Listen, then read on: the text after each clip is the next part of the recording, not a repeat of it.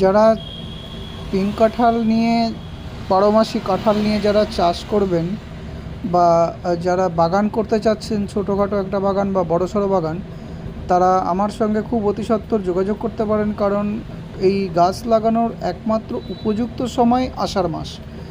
তো এই তাছাড়া অন্যান্য সময় লাগানোই যায়, কিন্তু আষাঢ় মাসটা লাগালে কি হয়, তাহলে আপনাদের অতিরিক্ত যে খাটনি, জল দেওয়া, বিভিন্ন রকম যে খাটনি থেকে আপনারা বিরত থাকতে পারবেন।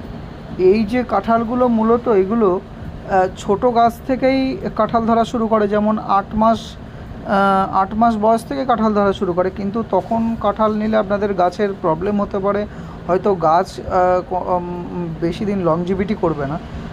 মেইনলি যেটা হচ্ছে 18 মাস বয়স থেকে কাঁঠাল নেওয়া শুরু করুন। মোটামুটিভাবে প্রায় 20 বছর কাঁঠাল কন্টিনিউয়াসলি কাঁঠাল আপনাদের ফলবে। এই গাছে প্রচুর পরিমাণে এক একটা কাঁঠালে গাছে প্রচুর পরিমাণে কাঁঠাল ধরে। তো এই যে জাত ভ্যারিয়েন্ট করাটা একটা আসল ব্যাপার।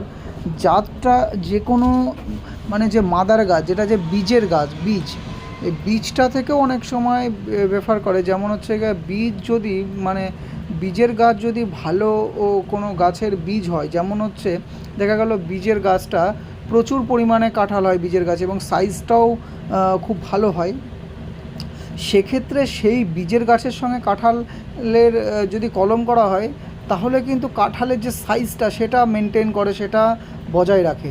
অনেক সময় কি হয়, যে অনেকে এরকম হয়ে যায় যে যে কোনো বীজ বা যে কোনো রকম সাইজ হলেই হলো, যে কোনো রকম এলা বা যে কোনো মেন গাছ হলেই হলো, সেগুলোর সাথে বেঁধে দেয়। সেগুলো না করাই ভালো। সেগুলো করলে অনেক সময় যে কোনো ফল গাছের মানে সাইজটা ঠিকঠাক শেপ আসে না, বা খেতে সুমিষ্ট বা যে খেতে যে ভালো সেই জিনিসটা আসে না।